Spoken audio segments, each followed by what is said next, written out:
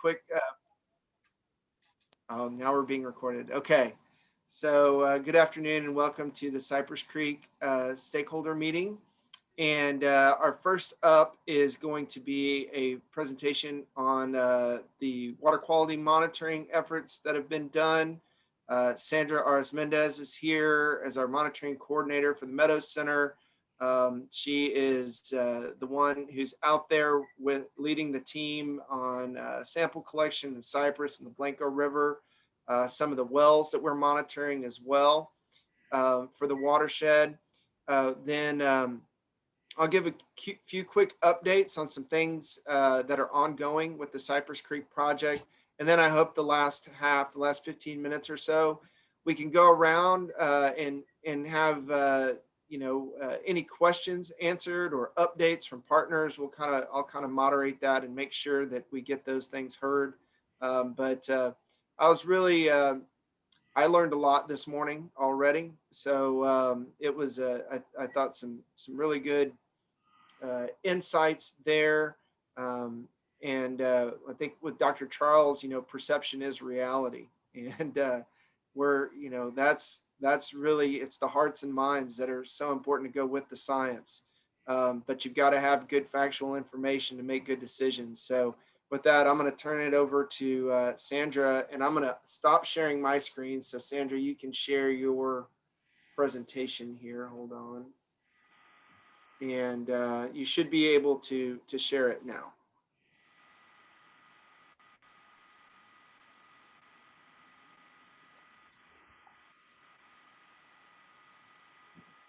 All right, we got you. Okay. Good afternoon, everyone. Thanks for having me. Great meeting. And I would also like to extend my thanks to Allie, because Allie is not only the MVP for the meeting, but she also helped a lot with field work and compiling some of the data that you're going to see today. So thanks, Allie. Thank you, Allie. So and Sandra, hey, real quick, just to let you know, I'm seeing, I guess, maybe your upcoming slide as well. It's not a big deal, but I can see 2 slides. Okay, let me switch then. Is that any better? No, it's the same. It's probably fine, but I don't know if you can do to a. I think you're in presenter mode, Sandra, so it shows your notes, but if it's not a big deal if we can see your notes, I think.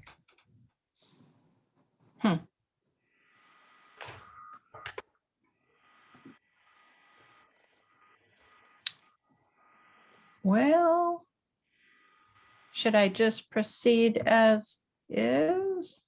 What if you do display settings on the top middle there?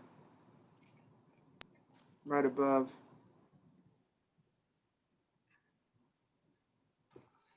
Now, above your slide, there's something that says display settings. Or maybe you're not seeing that. No. It's okay. I think as long as we can see it, it's fine. It's pretty clear. I think if I switch my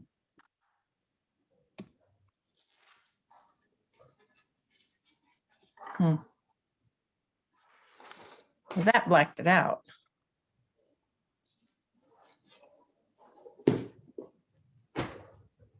Yeah, I don't know what. That's all right. We can roll with it. No big deal. Okay.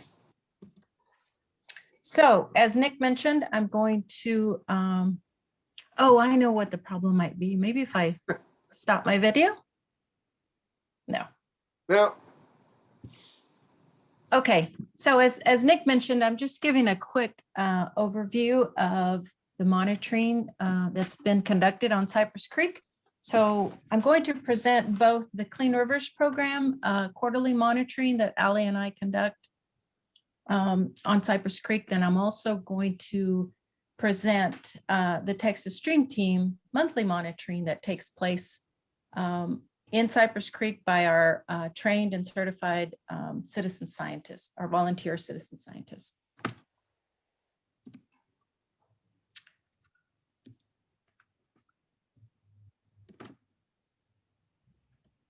Okay, so the purpose of the sampling that's being conducted is to support the efforts of the Watershed Protection Plan. So we monitor at 6 sites. There are actually 7 sites listed here. The Guadalupe Blanco River Authority monitors 1, 2, 6, 7, 4, Cypress Creek at Ranch Road 12 in Wimberley. And the Meadow Center monitors the remaining 6 sites as part of our Clean Rivers Program quarterly monitoring.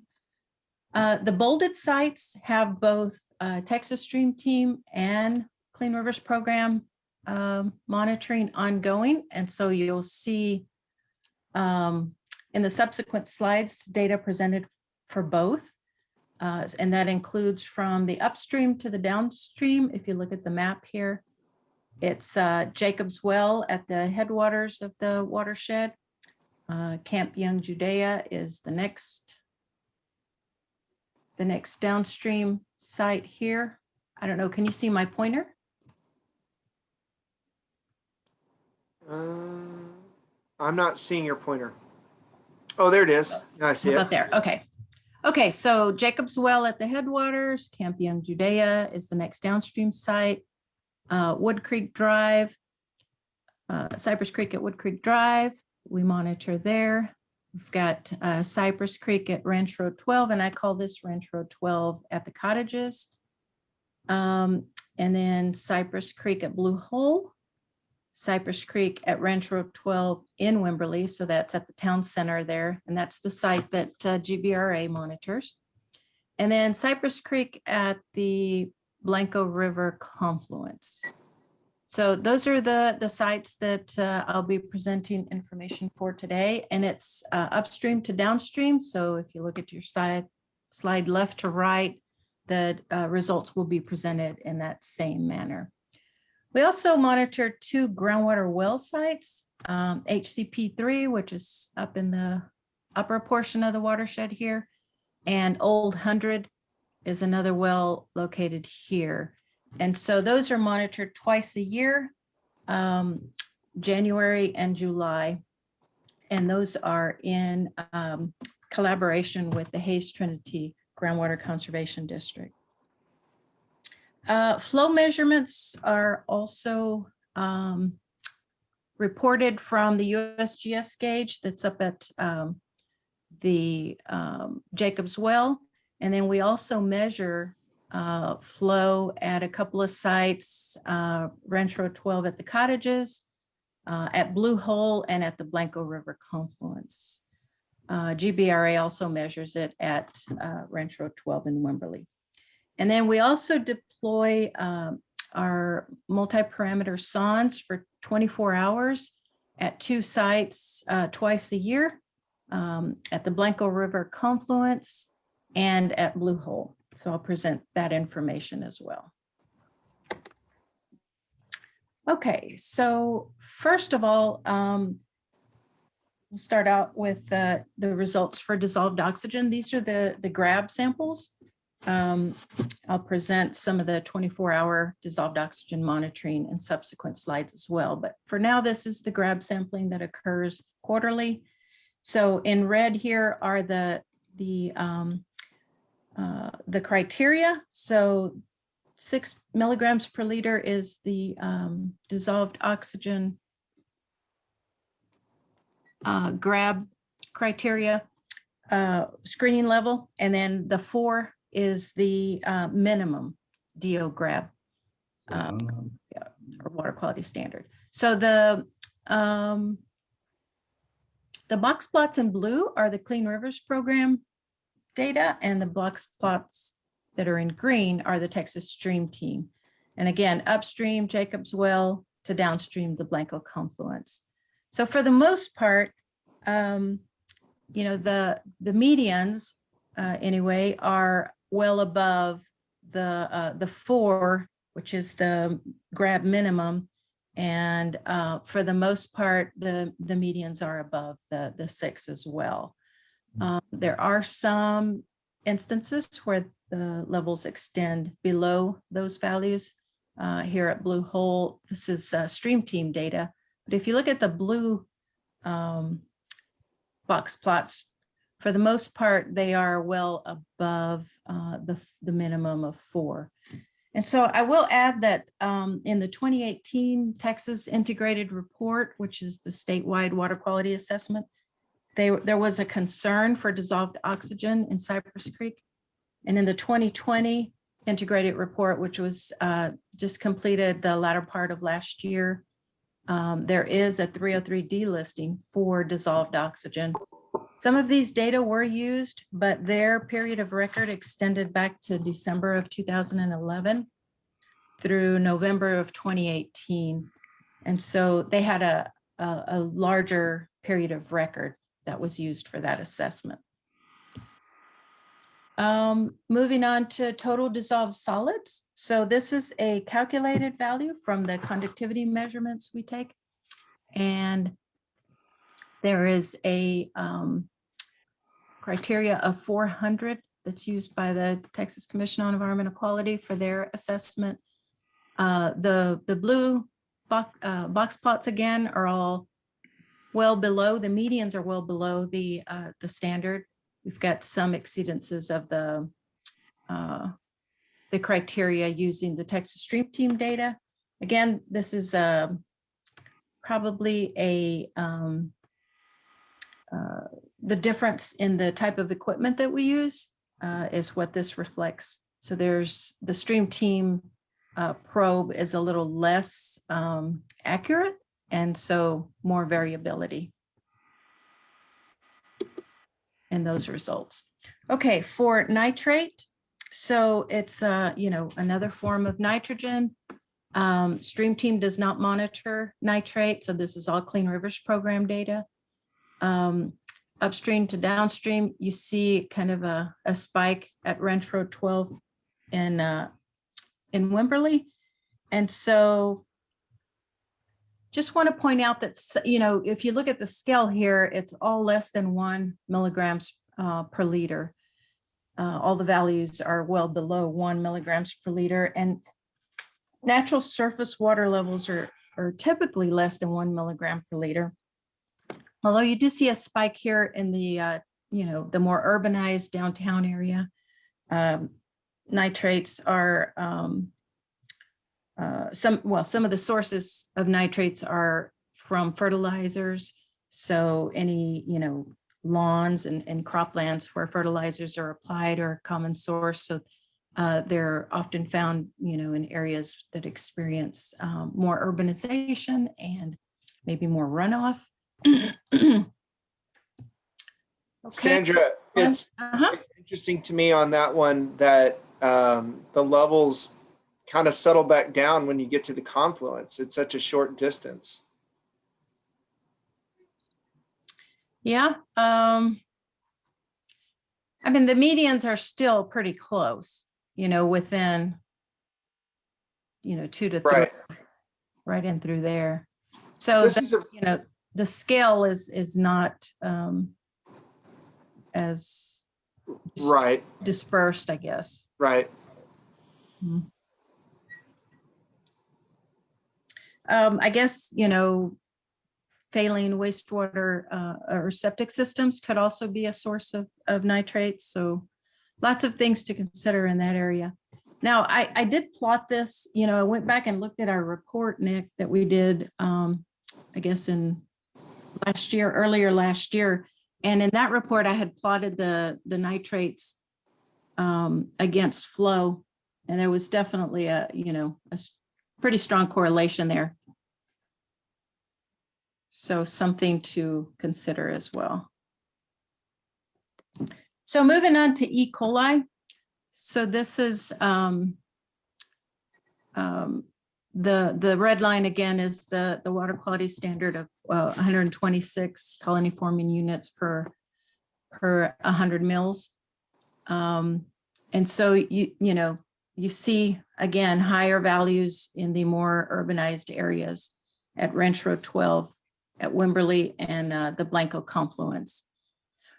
There's been quite a bit of Stream Team monitoring, which the next 2 slides will show just the results from Ranch Road 12, Wimberley, and the Blanco confluence.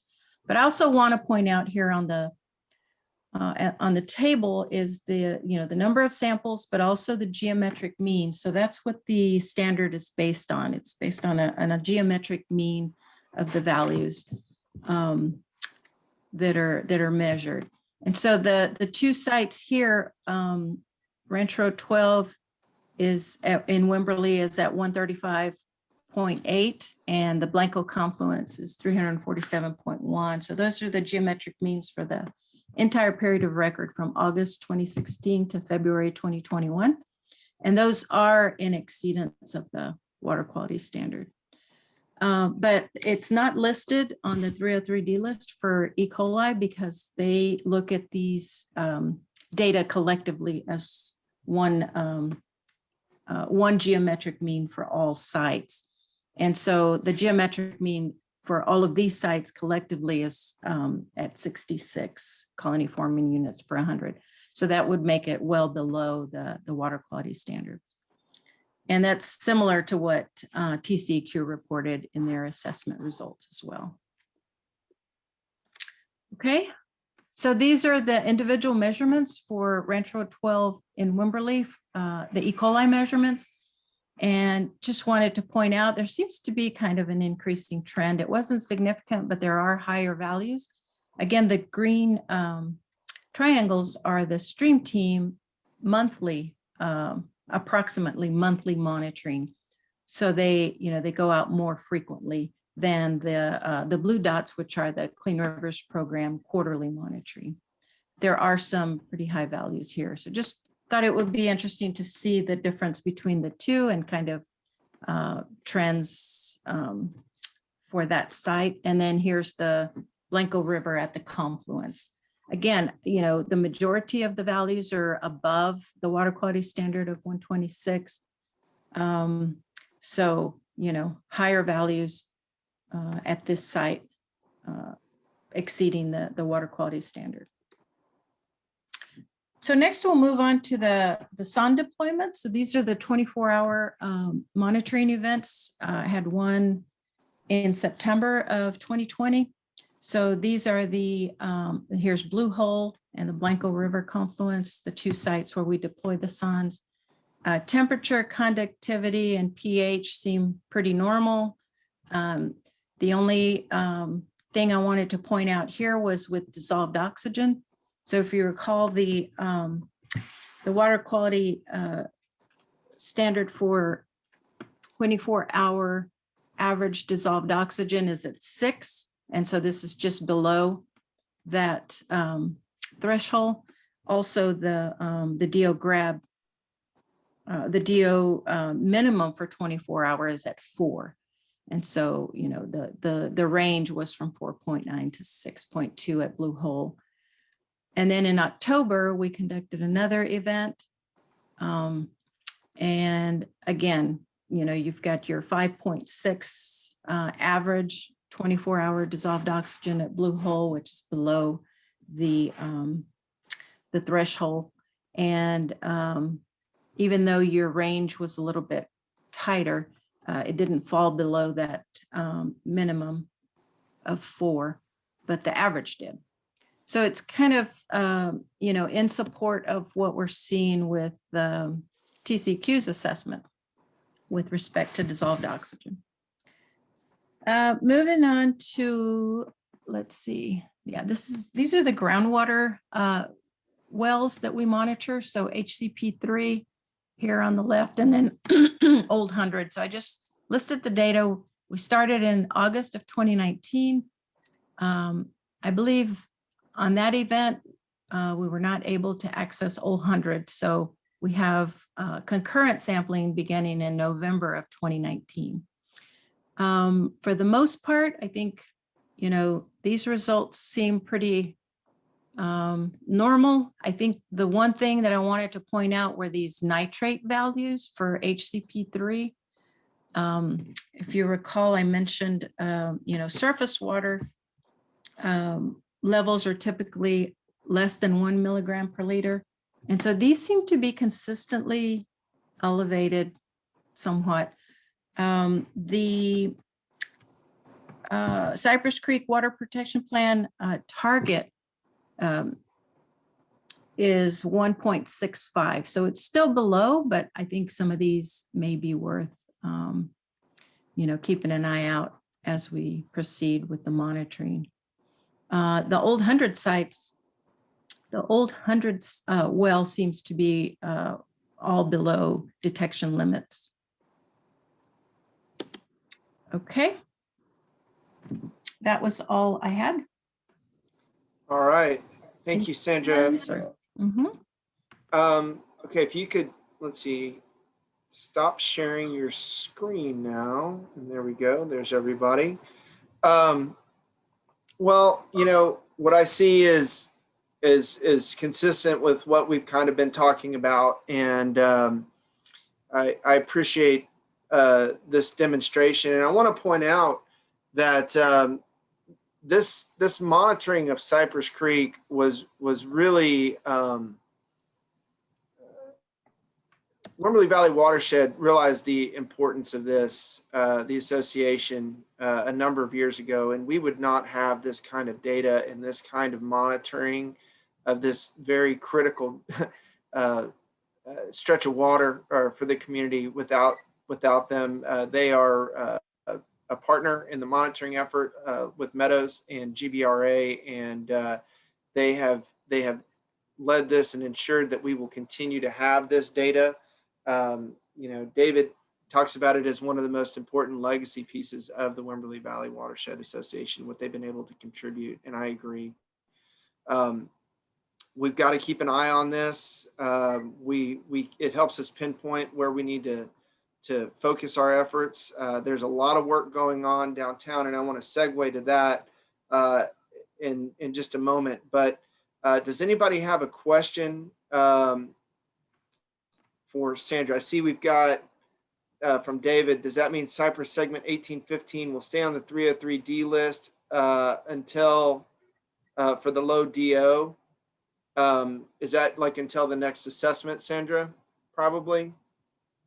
Probably, yes. I mean, the 20, like I said, it was listed as a concern in the 2018, and it popped up as a listing in the 2020. I can send you the link to the assessment data, because they have kind of a summary of the number of measurements that were included in the assessment, and it tells you, the number of exceedances within those data.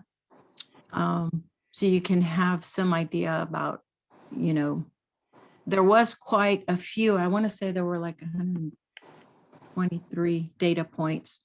So, but yes, it will be included in the 303D list. Sandra, it might be helpful to tell the stakeholders what the 303D list is for those that don't know. Why that's something, that's a list we don't really want to be on. But can you give us just a little brief kind of summary of what the 303D list means, and what restrictions come with that? Sure. So, so the Texas Commission on Environmental Quality conducts a statewide water quality assessment, and of the various segments across the state. And so the data that I just presented goes into that statewide database that they use for the assessment. The 303D list are those water bodies that do not meet those water quality criteria, the red bars that I showed on the graphs. And so they have a methodology that's established to determine, if certain number of exceedances within a water body occur, then they are deemed impaired, and they are placed on the Clean Water Act Section 303D list. And from that point, they are either, they're referred to for a TMDL, a total maximum daily load, where they identify the sources of pollution and try to, mitigate those sources and restore the water quality. All right. Well, I do a pretty poor job of keeping time on these things. We've had a very, but I appreciate this. I think the data is very important to understand the water quality. But if you have any other questions for Sandra, please put it in the Q&A or email me afterwards. We can send again, we can send everybody this presentation. Robin made a comment about flow correlations, and we actually, Sandra did some work on that recently, especially related to bacteria and nutrients. So we have some additional data to share, and you can always check it out on our website. I want to make a couple of quick comments about some projects going on that are really driven by a lot of this data. We've just contracted with David Van Huysen, who was on earlier, to look at that lower section of Cypress Creek from downtown down to the confluence, try to identify potential E. coli contributions down there and why we're seeing such a spike in that area. We did a bacterial source tracking a few years back that was somewhat inconclusive. We're also seeing, the city slowly moving toward getting the sewer system online, and we'll see some of those septics that run along the creek there come offline and join onto that central system.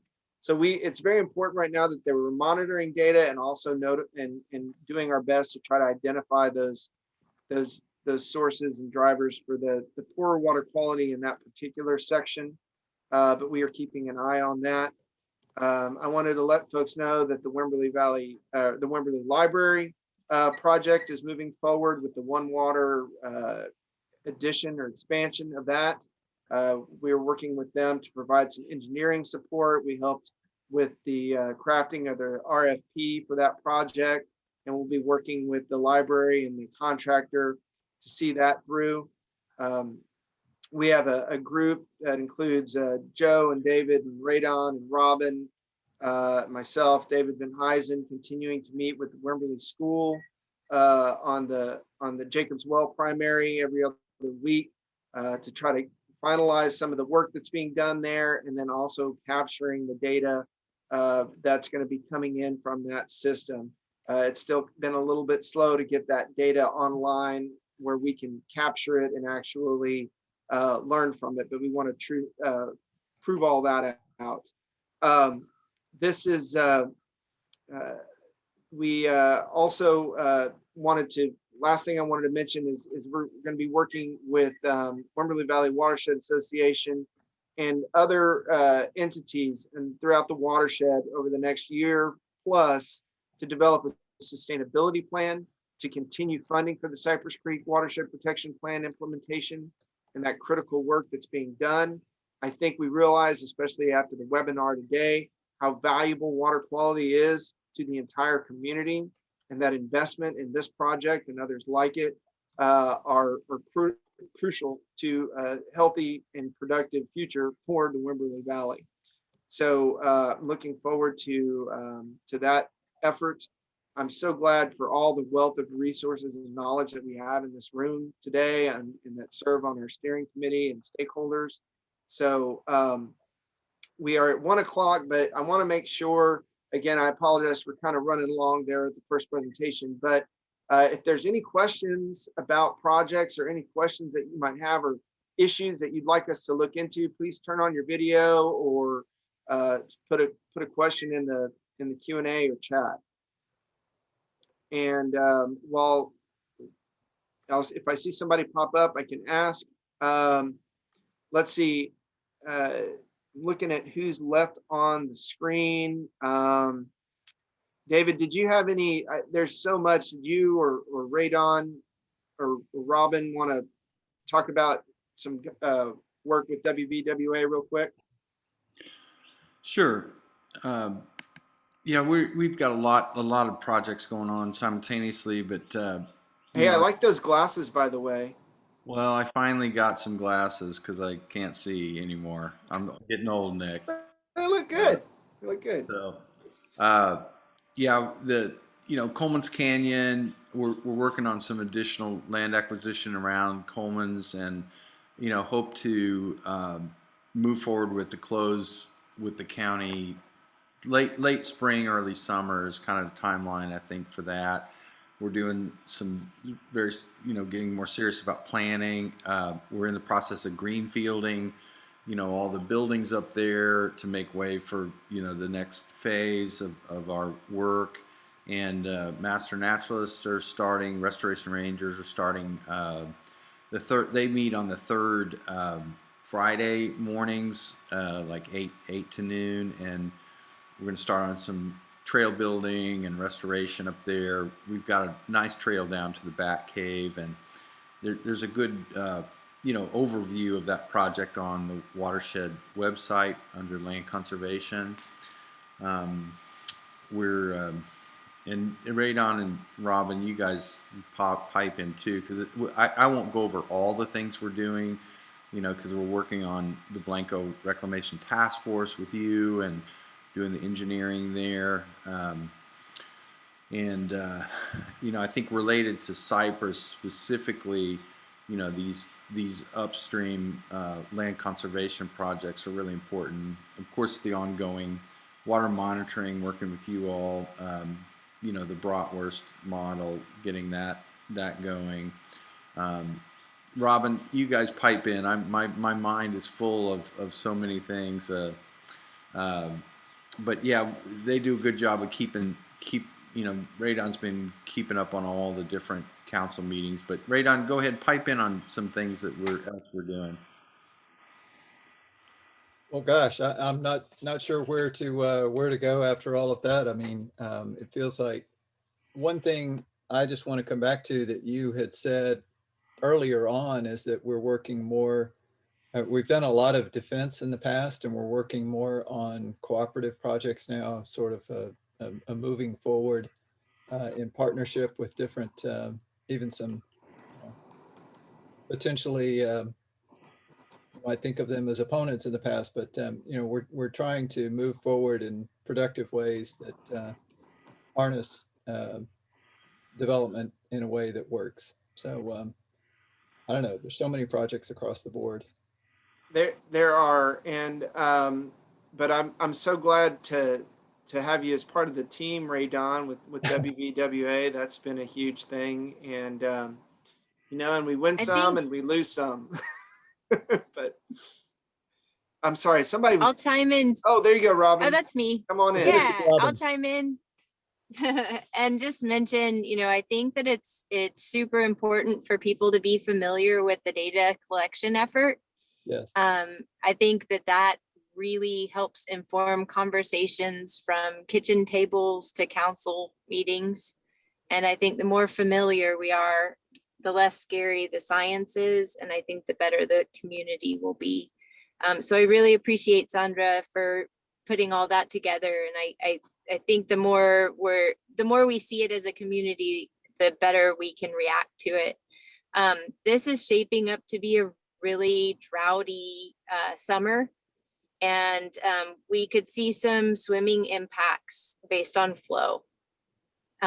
There's been a lot of work with USGS to ensure that the USGS gauge at Jacobs Well is reporting accurately, and that has impacts for Hayes Trinity's drought conservation or drought curtailments, but it also impacts the swimmability, the recreation on Cypress Creek. So keep your eyes on that. And I know we're over time, so I won't go on and on, but I'm really glad to be part of the team and the partnership. And I know that we have a sustainability challenge. So we're going to be looking for ways to keep this effort going in the near future. Not the near future, but in the next couple of years when the grant runs out for the not the 303D. What's the other one, Nick? 319. 319. It's another number. Great. That's all I have to add. I'll just cap one thing because Robin reminded me of it. One of the reasons I'm here is to track and cooperate and work with the city councils and water districts and the county and all of the public entities in the area, a little bit to the legislature. And you know, I recognize the folks that I see on the call now are not those who were maybe on earlier, there were a number of public officials, and it was great to hear that there were a number on. So we can't get enough of that education, education, education. Yeah, Nick, I think, thanks, Radon and Robin. I think at some point I'd like to update you all on the work we've been doing with the Texas water trade. We've analyzed cost of, moving the Aqua's Well 21 out of the management zone, and also done a really detailed analysis of their line loss, and some interesting things happening there. I think that could potentially be some infrastructure moves that could help spring flow, ultimately helping the water quality. That's I guess the centerpiece of this group are those water quality goals. So yeah, but maybe we can do a follow up on that. But I know we're tight on time. But Yeah, yeah. I think so. And I would just, I appreciate that, David. And I would encourage folks to follow the how things fall out with implementation of the Jacobs Well groundwater management zone this year, especially as we are facing some really significant droughty times, as Robin said, to see how that plays out. It was truly a very forward-thinking endeavor that was undertaken, and once again spearheaded by you, David, and Joe, and so many others that recognize the importance of this, codifying that flow, and tying it to the groundwater. So with that, I'm going to go ahead and close it up for today. I really appreciate everybody participating. Appreciate your thoughts and questions, and all the contributions here. So we will have another meeting coming up in a few months, and let's hear from you guys on that at that meeting, David. It'll probably be an hour meeting since we don't have a speaker series to go with it. So